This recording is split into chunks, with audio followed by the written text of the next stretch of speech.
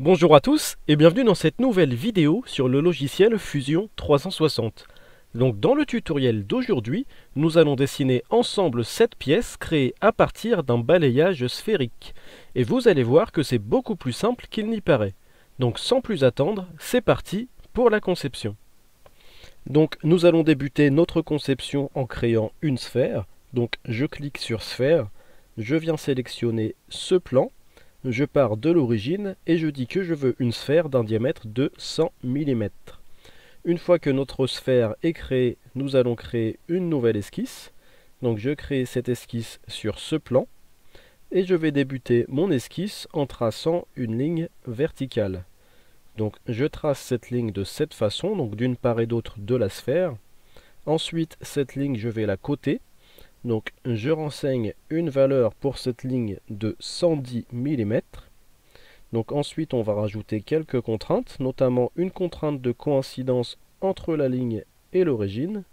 Et on va également dire que le milieu de cette ligne est aligné avec mon origine. Ensuite nous allons poursuivre cette esquisse avec une seconde ligne, cette fois-ci horizontale, donc de cette façon. On va rajouter une cote ici entre ces deux points, voilà, et je renseigne une valeur de 10 mm et je termine avec une contrainte d'horizontalité entre ce point et ce point. Donc une fois que c'est fait, je peux quitter cette esquisse et ce qu'on va faire maintenant, c'est qu'on va passer en surface et nous allons venir faire un balayage. Donc je prends ma fonction balayage. Dans Profil, je viens sélectionner la ligne horizontale et dans Chemin, je viens sélectionner la ligne verticale. Donc j'obtiens une surface donc, de cette façon et ce qu'on va faire, nous, c'est qu'on va modifier l'angle de torsion. Donc je le passe à 20 degrés pour qu'on voit un petit peu à quoi correspond ce paramètre. Donc si on passe à 200, donc on voit bien la surface se transformer. Et nous, ce qu'on va faire, c'est que l'angle de torsion, nous allons le passer à 4000. Donc j'écris 4000. Et là, on voit bien le type de surface que nous obtenons. Donc je peux faire OK.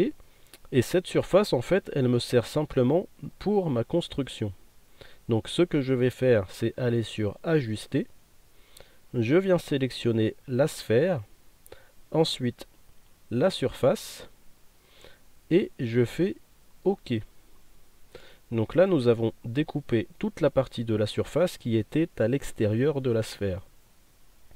Donc maintenant que c'est fait, nous allons créer une nouvelle esquisse. Donc je crée cette nouvelle esquisse sur ce plan.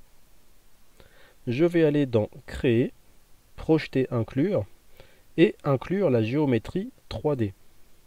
Je clique ici sur cette courbe. Je fais terminer l'esquisse.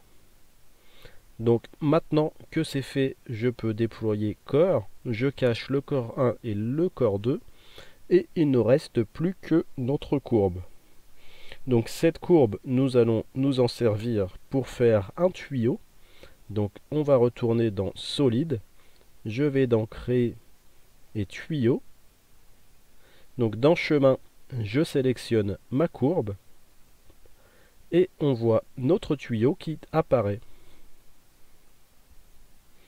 Donc on peut modifier la taille de la section. Donc on va passer par exemple à 8. Si on voulait, on pourrait faire une section creuse. Donc si on zoome un petit peu, on voit bien la section de notre tuyau qui est creuse. Donc nous, on va laisser en plein. Donc on aurait pu faire également une section carrée ou une section triangulaire. Donc nous, on va rester en circulaire. Je repasse la taille de section à 4 mm et je fais OK. Donc là, on voit bien notre balayage qui nous a servi à faire le tuyau donc, de forme sphérique. Donc ce qu'on peut faire pour finaliser la pièce, c'est rajouter des petits congés. Donc je vais rajouter un congé sur cette arête et également sur le bas de la pièce sur cette arête. je renseigne une valeur de 1,9 et je fais OK. Donc nous avons maintenant notre pièce qui est terminée. On peut également modifier l'apparence, donc je fais un clic droit, je clique sur Apparence. Donc je vais aller dans Métal et nous allons faire une pièce en or. Donc je viens placer la matière sur la pièce. Ensuite je peux faire fermer et nous avons maintenant terminé cette conception. Donc moi je suis passé par la fonction tuyau parce que je voulais une section circulaire. Si je voulais faire une autre forme, je serais passé par un balayage. Donc j'espère que cette vidéo vous aura plu et vous aura été utile. Je vous invite à me laisser vos impressions en commentaire. Je vous invite également à partager la vidéo et à vous abonner à la chaîne pour les personnes dont ce n'est pas encore le cas. En attendant, je vous dis à bientôt pour une prochaine vidéo.